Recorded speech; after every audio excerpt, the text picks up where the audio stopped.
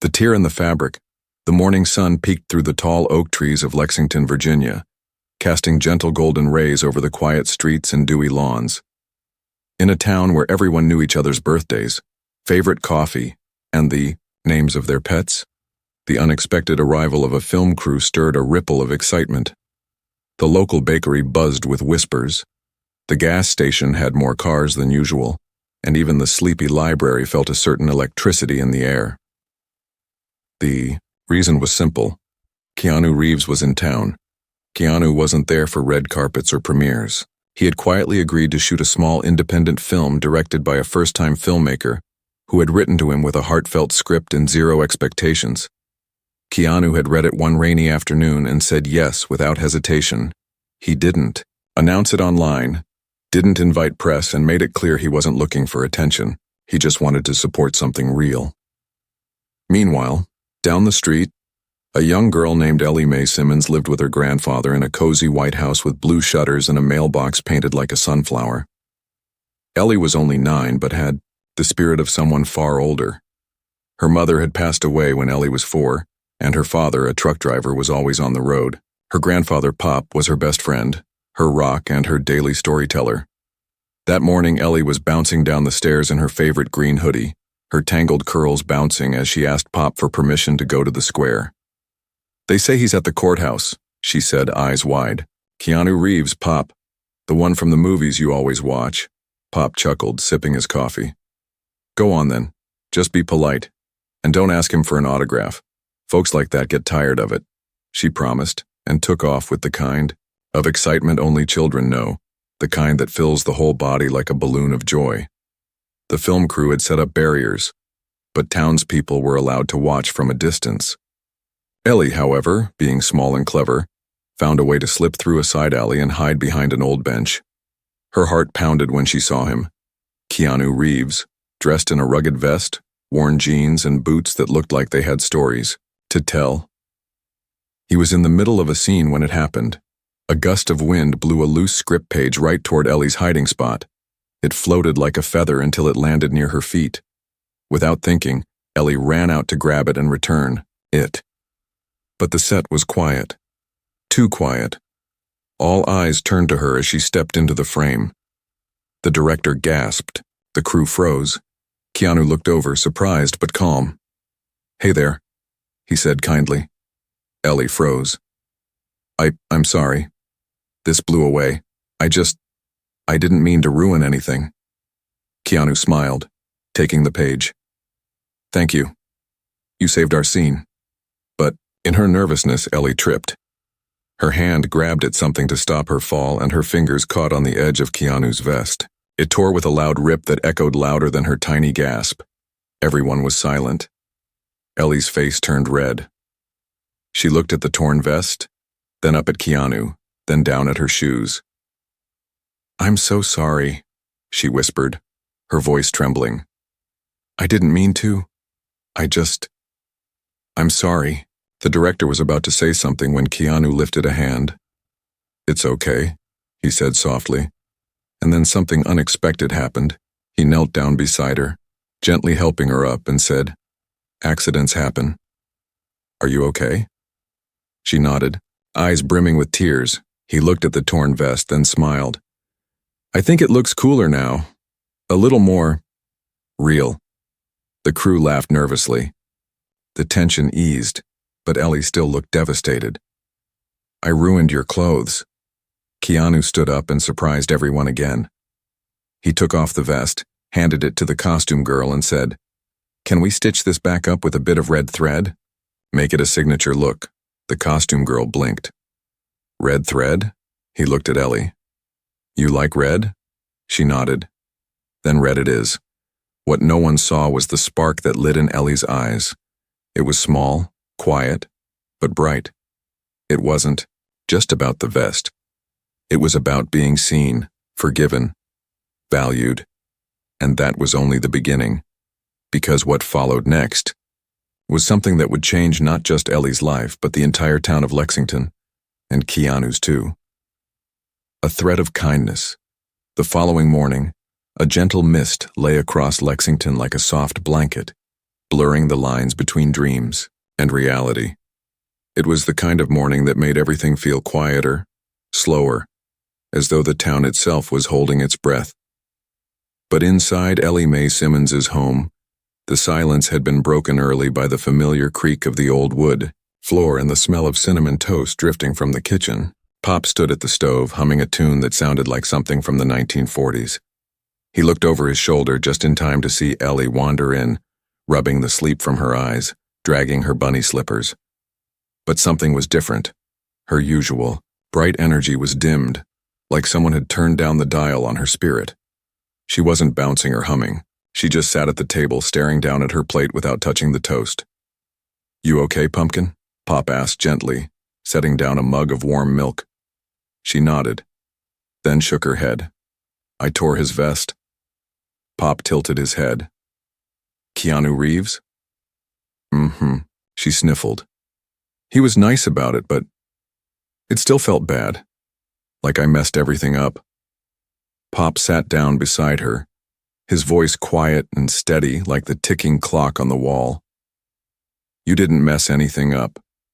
Sometimes, a little tear shows where something was held too tight, makes room for air. And maybe, even something new." She looked up at him with wide eyes. "You really think so?" He smiled. "I know so."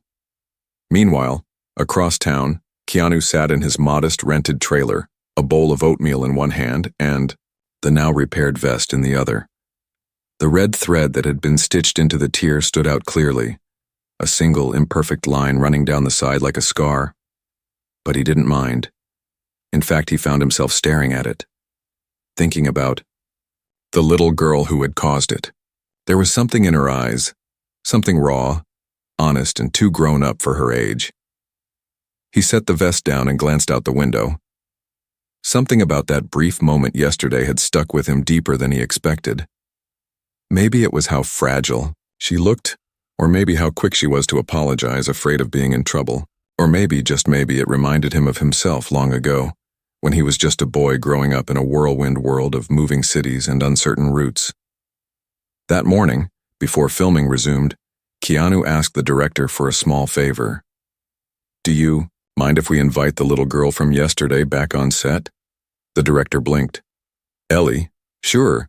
I mean, the crew's still buzzing about the vest thing. Kind of made the scene feel more real." Keanu smiled. "That's exactly why I want her here." A few hours later, Ellie stood nervously on the edge of the set, holding Pop's hand.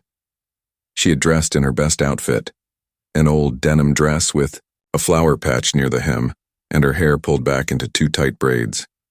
When Keanu saw her, he walked over with a smile so warm it seemed to melt every fear inside her. "You came," he said. Ellie nodded shyly. "I brought a drawing. It's you. In the movie." He crouched down and took it gently as if it were a rare treasure. The picture showed him in the repaired vest, holding a lantern in one hand and standing in front of what looked like a canyon. But there was something else. A tiny red thread drawn on his chest like a heart made of stitches. "This is amazing," he said sincerely. "You really like it?" Her voice was barely a whisper. "I love it." He paused. "Would you like to help today? Maybe watch from behind the camera or help call out action?" Her eyes lit up like Christmas morning. "Really?" "Really." And so for the rest of the day, Ellie became an honorary crew member. She held the clapperboard. She brought water to the sound guy. She sat beside the costume lady and watched them fix buttons and brush off dust. The whole crew began to smile, more with her around. They made jokes. They talked kindly. They even let her yell, "Quiet on set" once, which made her giggle until her cheeks hurt.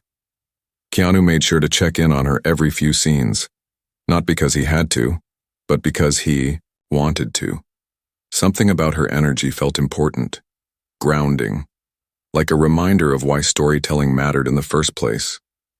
At one point, during a break, Ellie asked a question that caught him off guard. "Have you ever torn something really important to you?" Keanu looked at her thoughtfully, then slowly nodded.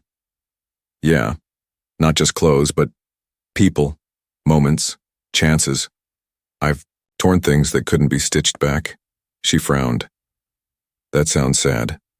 Sometimes it is, but sometimes, he added with a soft smile, the tear leads you somewhere new. They sat there quietly for a moment, the sounds of the set bustling around them. And then, almost impulsively, Keanu reached into his jacket pocket and handed her something small, a patch, made of red cloth, shaped like a heart. For your jacket, he said. So if it ever tears, you can patch it up. She took it carefully, as though it might fly away. By the end of the day, something had shifted, not just in Ellie, but in Keanu and even the crew. They had all started the day expecting to make a movie. Instead, they'd made a memory. And Ellie, the girl who thought she had ruined something, had become the very thread holding the story together. But fate wasn't finished with them yet. Because, that night after Pop tucked her into bed and kissed her forehead, Ellie turned on her side. The little red heart clutched in her hand and whispered into the dark, "Thank you, Keanu." What she didn't know was that just 2 blocks away, in a room lit only by a lamp and a single photo from the set, Keanu whispered too, "Thank you, Ellie." And what would unfold in the days to come would leave the world in awe. The ripple in the still water, the next morning the entire town of Lexington was buzzing in a way it hadn't in decades. It wasn't just the fact that a Hollywood star had chosen to walk its narrow sidewalks or eat from its old diners. It was that someone like KeanuReeves had taken a small town and made it feel big without changing a single thing. People weren't whispering about movie cameras anymore. They were talking about what had happened on set. The moment a little girl named Ellie tore his vest, and he responded not with anger, but with kindness so gentle that it left a mark deeper than fabric. Some called it a moment of grace. Others called it fate. But for Ellie, it felt like the beginning of something she didn't yet understand. That morning, Ellie sat beside her grandfather on the back porch, the sky painted with streaks of pink and gold. Pop was peeling an apple with his pocket knife, slow and careful the way he always did when he had something on his mind. "People are talking," he said without looking up. Ellie looked at her hands. "About the vest?" "About you." Her brows furrowed. "Me?" "Yup," Pop said. "Mrs. Doris from the church called and asked if you'd be the opening speaker for Sunday's Children's Day. Said you inspired her. But I didn't do anything." Pop finally looked up. "That's just it. You didn't try to be special. You just were." Ellie didn't know what to say. She watched a bird land on the railing, peck twice and fly away. Inside her, something stirred, like a soft ache that wasn't pain, but possibility. Across town, Keanu was reviewing footage in the director's tent, wearing the same vest now, marked by the line of red stitching. It was no longer just a costume. It had become something symbolic. It reminded him of humility, of connection, of how something broken could become something beautiful. As he watched the footage, he noticed something he hadn't seen before. Ellie's small face peeking in the background of one take, her eyes wide with wonder, completely lost in the story. It wasn't a planned shot, but it felt more real than anything scripted. "Can we keep this?" he asked the director. "She's not an actor," the director said. "No," Keanu replied. "She's something better." That day, the team made a decision. They rewrote a scene. Added a moment where a child hands the main character something small and red, an emblem of hope. The idea was simple, but powerful. Keanu didn't mention Ellie by name, but everyone knew the inspiration. And when the costume department asked what the child should give, Keanu pulled the drawing Ellie had made from his trailer wall and handed it over.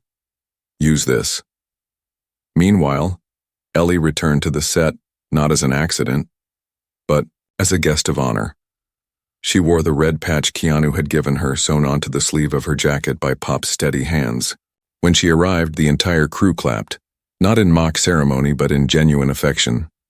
For the first time in her life, Ellie felt like more than just a little girl from a quiet town. She felt seen, heard, valued. That afternoon, Keanu invited her to sit beside the camera again, and during a break he handed her a small notebook. "What's this?" she asked.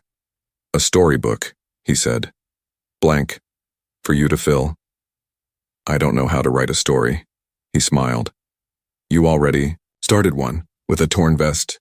Ellie opened the book slowly, each blank page a whisper of potential. She imagined drawings, poems, and thoughts. And for the first time, she didn't feel afraid of the empty space. The town, too, began to change. People who had grown tired of routine began to show up at the square just to feel part of something bigger. Local businesses saw new customers. The mayor even declared Friday Hope Day in honor of the moment that had shifted the town's heart. But not everything was quiet. Outside Lexington, stories began to spread. Someone on the film crew had posted a picture of Keanu and Ellie sitting side by side, her holding the drawing, him smiling like a proud uncle. It wasn't meant to go viral, but it did. The caption read, "She tore his vest by accident. He stitched her spirit on purpose." By nightfall, the image had been shared thousands of times, then tens of thousands. Celebrities retweeted it. Teachers printed it out for classroom inspiration. Articles were written. Headlines read, "A vest, a tear, a lesson in kindness. KeanuReeves and the little girl who reminded us how to care." News vans began showing up, slowly at first. Then more. People called from talk shows, podcasts, magazines. Keanu, however, didn't speak to them. Instead, he made one phone call. To Pop. The phone rang once. Twice. Then the old man picked up. "This is Simmons." "Hey, it's Keanu. I hope I'm not disturbing you." "Not at all. Though I didn't think movie stars made personal calls." Keanu chuckled.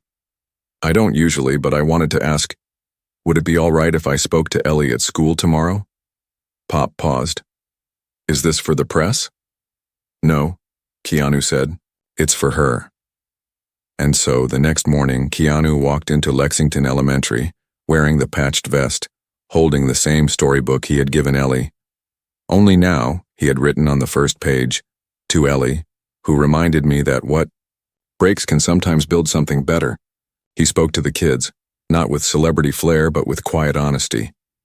He talked about fear, about accidents, about how being kind wasn't a performance, but a choice. And when he finished, he called Ellie to the front and handed her the book.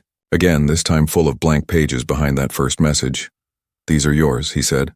"Write the story however you want." She stood beside him, tiny and brave, and as the children clapped and teachers wiped tears from their eyes, Ellie whispered, "I'm going to write about you." Keanu smiled. "And one day I'll read it." But what neither of them knew was that the story was already writing itself in hearts across the country. And very soon, something would happen that would take this moment and lift it beyond anything they could have imagined.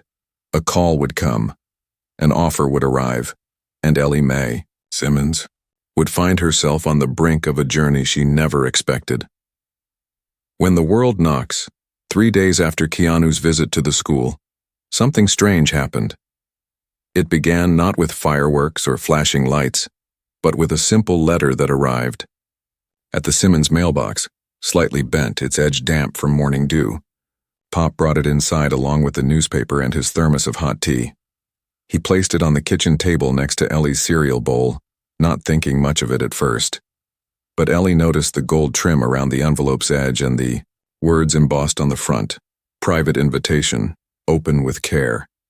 She opened it with careful fingers, her eyes scanning the ornate script inside. Then her breath hitched. "Pop," she whispered. He looked up, concerned. "What is it, Pumpkin?" "It's from the National Youth Authors Foundation," she said, her voice barely audible. "They want to fly me to New York for something called the Voices of Tomorrow Showcase. They read about the notebook Keanu gave me." Pop set down his cup slowly. "New York? That's a mighty long way from Lexington." Ellie nodded, her hands trembling. "They want me to share my story. They want me to speak on stage." For a long moment, the kitchen was silent save for the ticking of the old wall clock and the soft hum of the fridge. Pop reached out and gently covered her hand with his. "This your dream, baby girl?"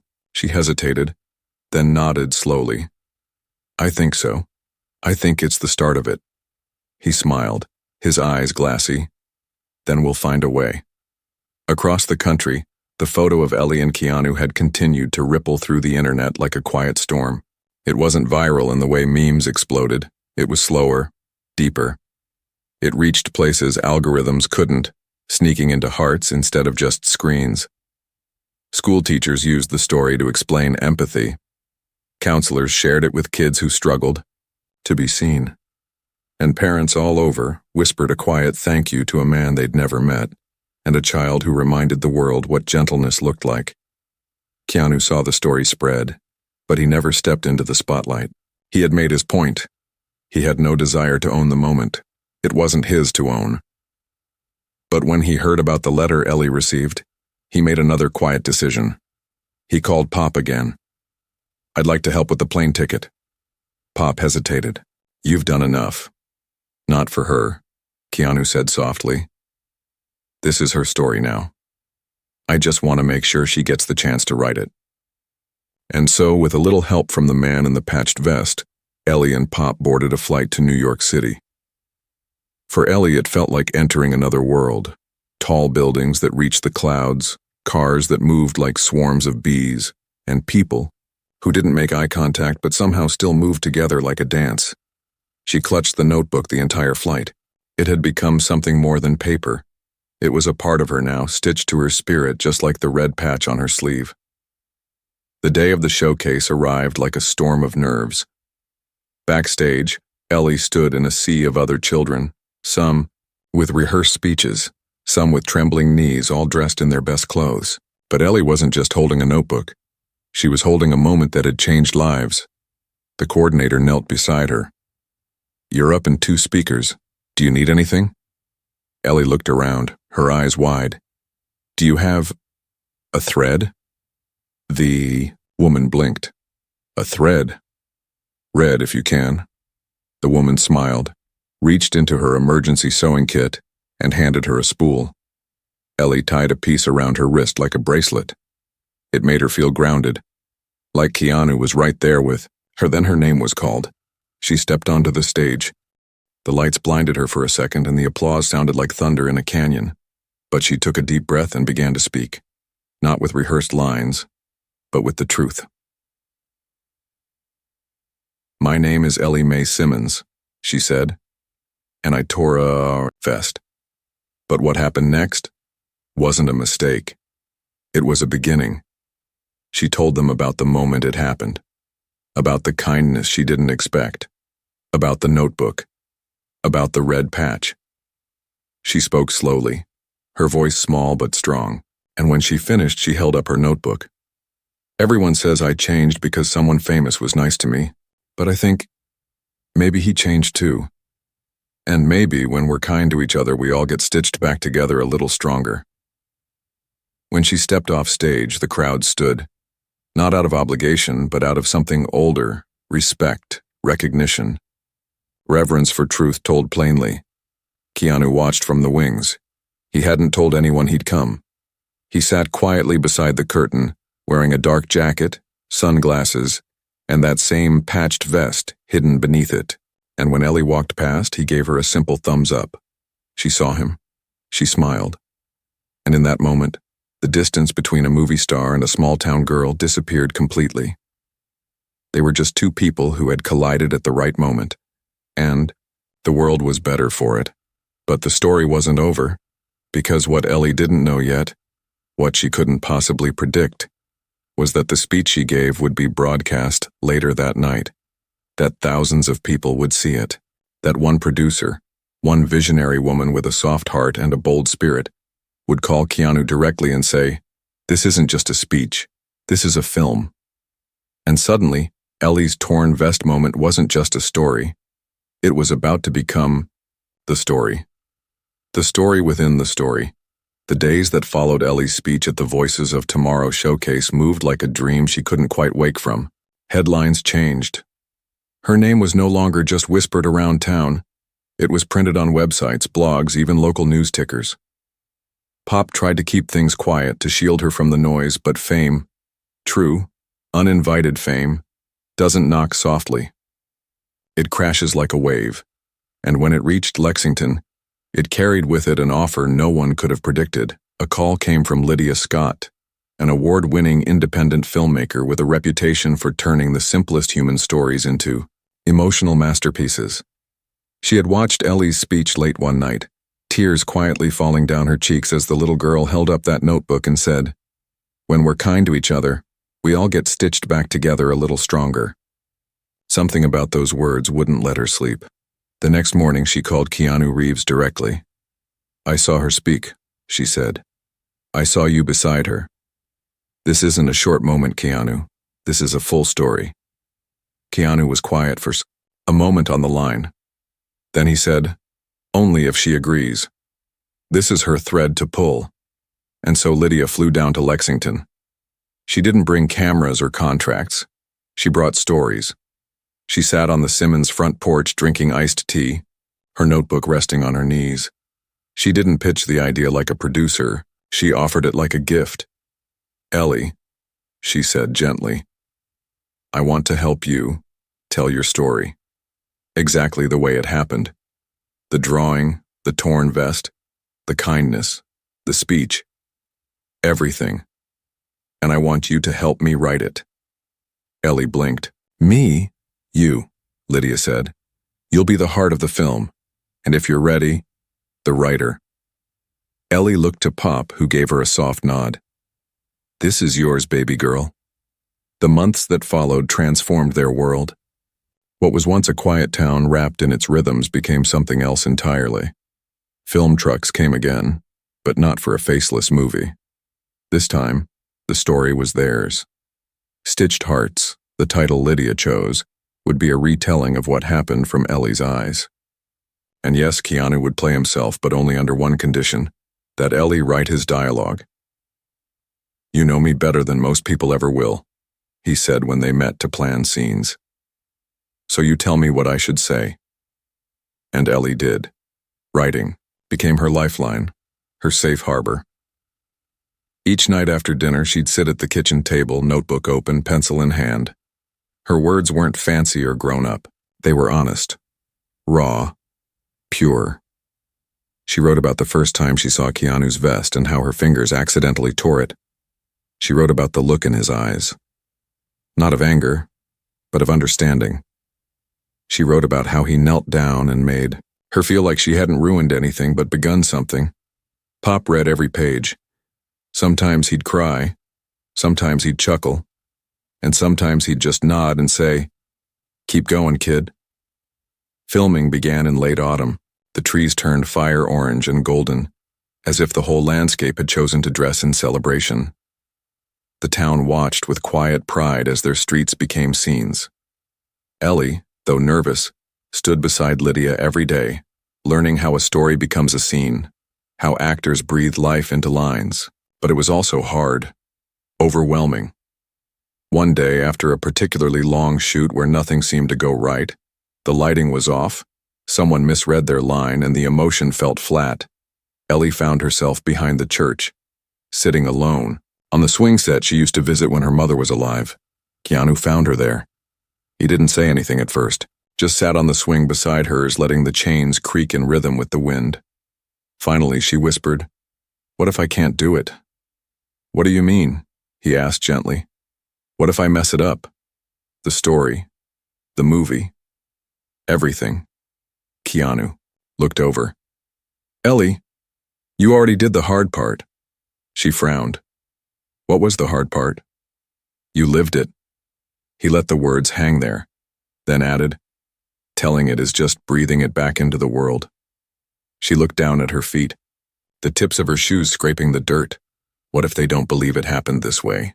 Then we remind them," he said, "that not every beautiful thing needs to be believable to be true." They swung in silence after that. The film wrapped 6 weeks later. The final scene was filmed at sunset, the moment where the fictional version of Keanu gives the little girl a red patch and tells her, "If your heart ever tears, stitch it back with kindness." No one on set spoke when they filmed it. There were only tears, quiet ones. The kind that come from remembering that life, in its smallest moments, can be deeply sacred. When post-production began, Ellie received her first real royalty check. She Didn't ask for toys or a phone or even a trip. She gave half of it to the school library, asking them to buy more storybooks, so no kid ever runs out of stories to hide inside. The other half, she handed to Pop and said, "Fix the roof. You always said it leaks more than your coffee pot." The premiere of Stitched Hearts was set for spring, but what no one knew, not Lydia, not Keanu, not even Pop, was that Ellie had quietly submitted the film to a small, prestigious international children's festival in Denmark. And when the acceptance letter came, something happened that changed everything again. They weren't just nominated. They had won, and the invitation came clear and bold. We invite Miss Ellie Mae Simmons and Mr. Keanu Reeves to accept the Golden Feather Award for Excellence in Youth Storytelling. The story was no longer just known in Lexington. It was about to touch the world. Stitched into forever, the soft winter fog rolled over Lexington's hills the morning Ellie packed her suitcase. It wasn't a big case, just a worn brown one her mother had used years before, its corners frayed and handle taped with care. Inside, she folded the essentials. A simple navy dress, her notebook, now nearly full, the vest patch Keanu had gifted her, and the red thread bracelet that never left her wrist. Tucked inside the side pocket was a small photograph, the one from the very first day. Her hand holding the torn vest, Keanu kneeling beside her, both of them smiling like they'd known each other a lifetime. Pop stood in the doorway as she zipped it up, arms crossed against the cold. "Never been to Europe before," he said with a low whistle. Ellie smiled softly. "Me neither."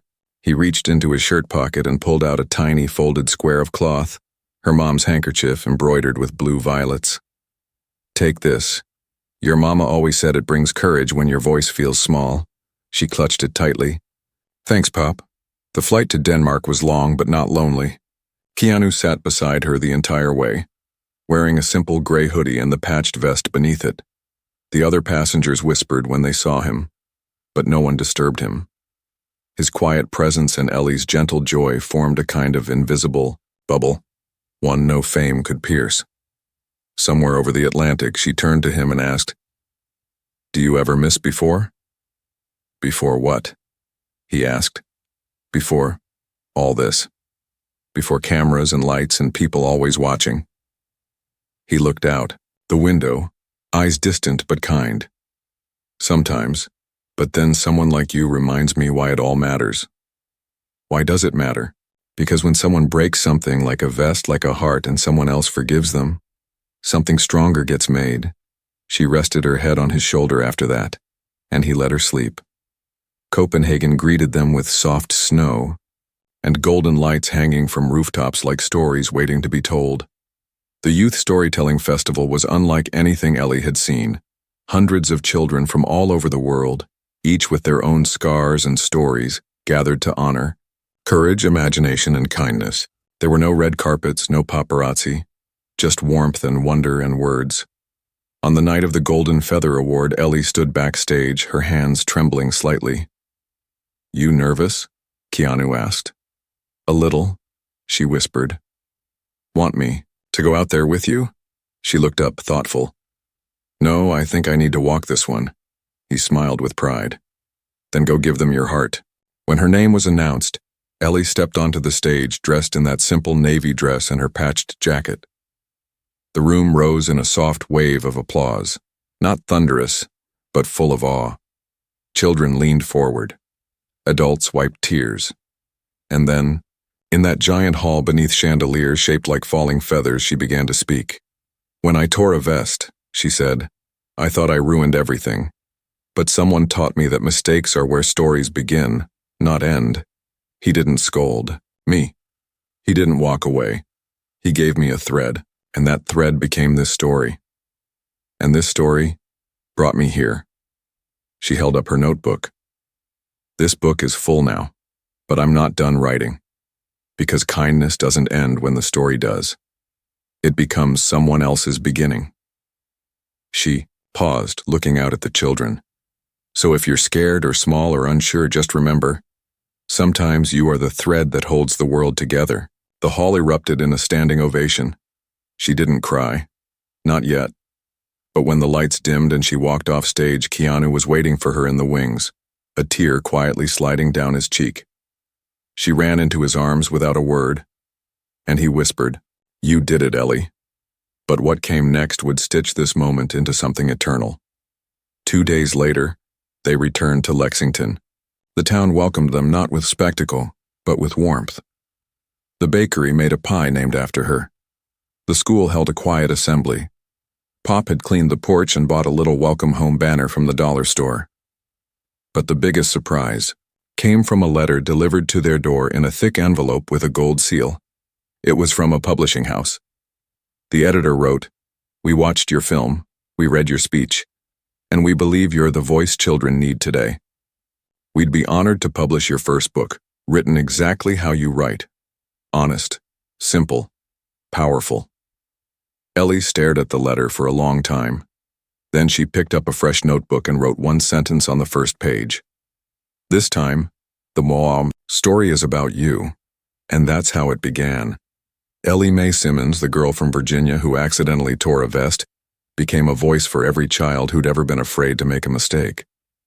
She traveled the country with Keanu, reading to classrooms, speaking at libraries, always reminding people that kindness is never wasted and that even broken things can still carry love.